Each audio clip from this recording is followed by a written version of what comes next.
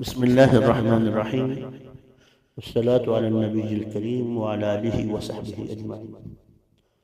قرآن پاک کے شروع میں، ہر سورت کے شروع میں کسی کے شروع میں مکی لکھا ہوا ہے، کسی کے شروع میں مدنی لکھا ہوا ہے۔ جو ہمارے ذہنوں میں ہے کہ جو مکہ میں نازل ہوئی وہ مدنی ہے، مکی ہے، جو مدینہ میں نازل ہوئی وہ مدنی ہے، حالانکہ معاملہ ایسا نہیں ہے۔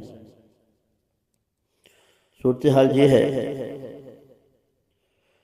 کہ جو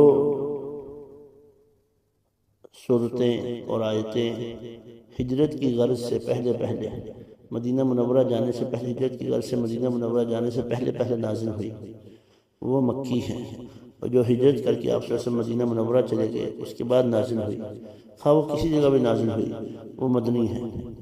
جیسے آپ حج سفر میں تشریف لائے مدینہ منورہ سے، بہت ساری آیتیں نازل ہوئی تو وہ مکہ میں نازل ہوئی، حالانکہ وہ مدنی ہے، اور میدان عرفات میں نازل ہوئی، میدان مزدلفہ میں، میدان مینا میں نازل ہوئی، وہ ساری کی ساری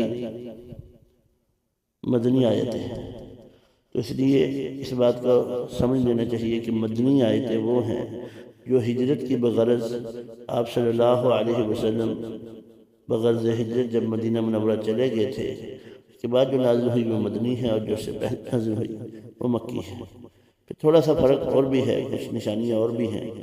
جن آیتوں میں، جن صورتوں کے بیچ میں لفظ کلہ آتا ہے، اور یہ 15 صورتیں ہیں جن میں 33 مرتبہ لفظ کلہ استعمال ہوا ہے، اور یہ آخری 15 پاروں میں ہے، یہ ساری صورتیں مکی ہیں۔ جن صورتوں میں سجدہ آتا ہے حنفی مسلک کے تحت، 14 صورتیں ہیں، وہ ساری کی ساری مکی ہیں۔ سورہ بقرہ کے علاوہ جہاں بھی اس صورت میں بھی ابلیس اور آدم علیہ السلام کا واقعہ آیا ہے وہ ساری کی ساری مکی ہیں۔ ہر وہ صورت جس میں جہاد کے آیات کے احکامات نازل ہوئے ہیں وہ مدنی ہیں۔ ہر وہ آیت یا صورت جس میں منافقین کا ذکر ہے وہ مدنی ہے۔